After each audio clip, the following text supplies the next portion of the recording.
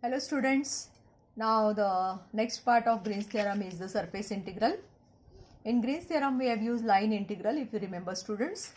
Now in this we are going to study surface integral, and this will help us in the next theorem, which is Stokes theorem. So unless and until you understand the meaning of surface integral, you will not understand the further things. So please pay attention. Now see what is meaning of surface integral. Consider a continuous vector point function f bar and 3D surface S. Then surface integral is given as integral of f bar dot ds bar over surface S, or integral of f bar dot n cap ds over surface S. Okay. Now, when you are doing double integration, students, we were taking surface over 2D, that is 2 dimension. It was either triangle or square or rectangle or parabola or line, right? Remember? Okay.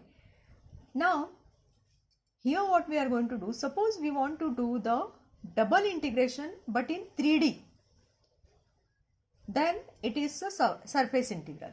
So try to understand the difference between double integration and double integration in 3D. Okay, it is surface integral. Now, what is 2D, 3D we are talking about? We call circle in 2D, sphere in 3D, square in 2D, cube in 3D. Why 3D? Because it has length, breadth and height. Here we have only length and breadth. Rectangle in 2D, cuboid in 3D. Again length, breadth and height. Okay. Now when we are talking about the projection, suppose I am taking projection of a sphere in some plane in 2D. Then what will be the projection of sphere? It will be a circle, right? In short, when you are taking a shadow of sphere, it will be a circle. Similarly, when you are taking projection of cube, it will be a square, and when you are taking projection of cuboid, it will be a rectangle. So meaning of projection is shadow. Okay. Now look at this diagram, students. This is all base I am telling you how to find the surface integral. So you need to understand all these things. Now I have taken 3D here, x axis, y axis, z axis. This is called as xy plane, this is called as yz plane, and this is called as zx plane, right? Now this is some surface I am taking. Now see, when I am talking about a surface, it is a 3D surface. Okay. This surface may be here, it may be here, it may be here, it may be anywhere in this 3D. It may be in any plane. When I say plane, remember students, it is 2D, right? Because it is, see, xy plane. Isn't it 2D? X axis, y axis. When I say yz plane, it is in y axis and z axis. Zx plane, right? So plane is 2D and surface is 3D, right? Now, if you observe this surface, it may be of any shape, it may be anywhere, right? Now, out of this surface, suppose I am taking a small part of surface, it is denoted by ds, right? Now, this surface is 3D. We can take a perpendicular vector here. It is called as unit normal vector. So, n cap, whenever I am taking n cap, it is a unit normal vector to the surface. Remember this. Okay. Now, this surface will give you 3 cases. This surface may be lying in some plane, either in this plane or this plane. It may be parallel to any plane, or it may be neither in any plane nor parallel to any plane. Now for example, suppose this is the plane. Okay. Now if you observe, suppose I have taken the 3D axis, that is x axis, y axis, and your side, camera side is z axis, right? Now this plane may lie in this plane. Suppose I have taken this as xy plane. So what is the case? This surface is lying in xy plane. Okay.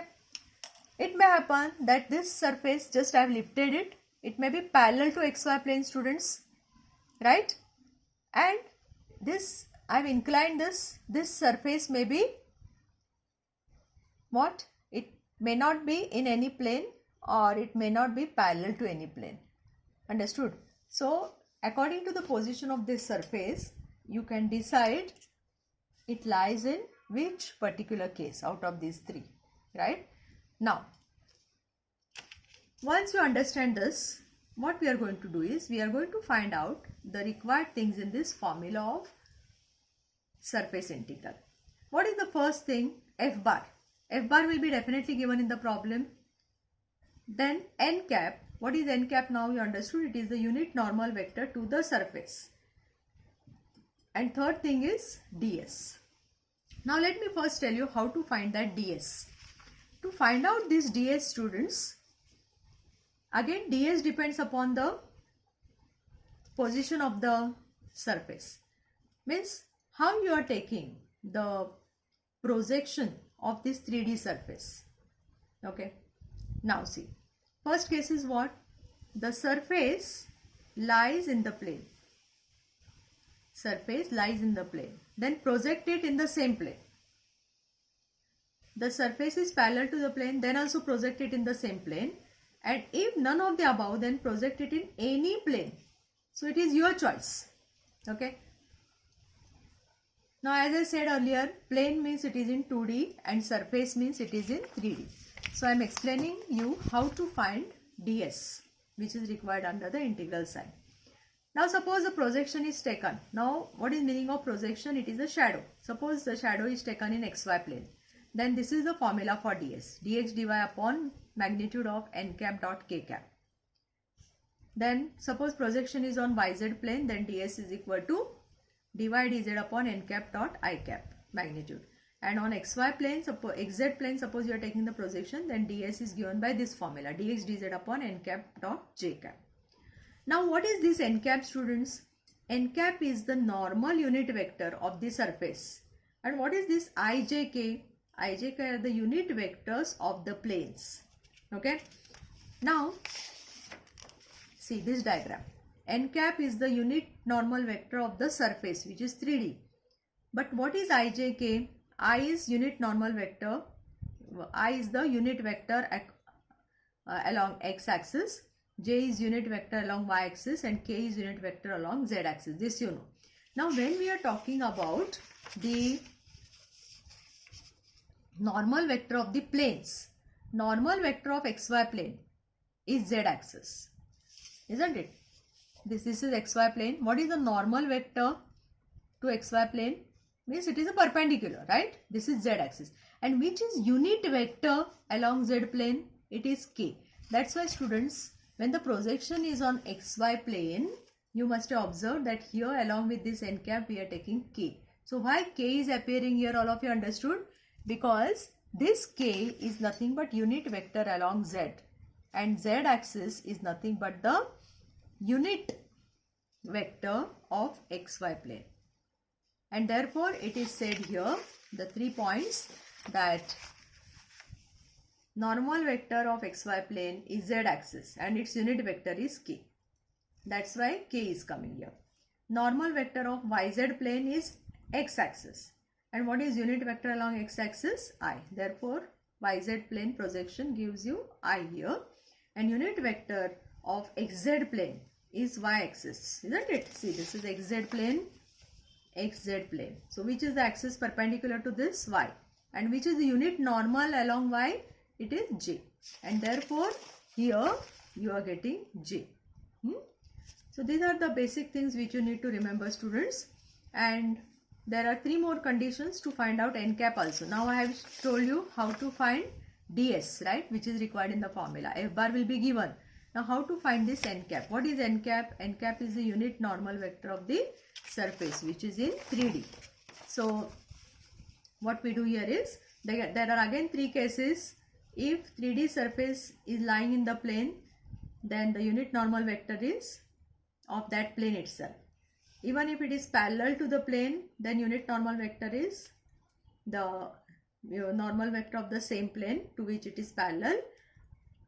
And if the 3D surface is neither lying in the plane nor parallel to the plane, then you have the formula n cap is equal to gradient of phi divided by magnitude of gradient of phi. You know that gradient normal vector. How you find the normal vector, students? Isn't it gradient of phi? You have done this in your this vector differentiation, right? And when I say unit normal vector, what you need to do extra here? You have to take divided by its magnitude, right? And that's why this is the formula. So if 3D surface is in some particular plane, if 3D surface is in xy plane, then what is the unit normal vector of xy plane? It is k. Then suppose your plane is here, then what will be unit normal vector? N cap here, I. Suppose your plane is here, then what will be unit normal vector? J. You followed? So these are the things, these are the basic things which you need to remember. And then in the next video, I will solve one example so that your ideas will be clear.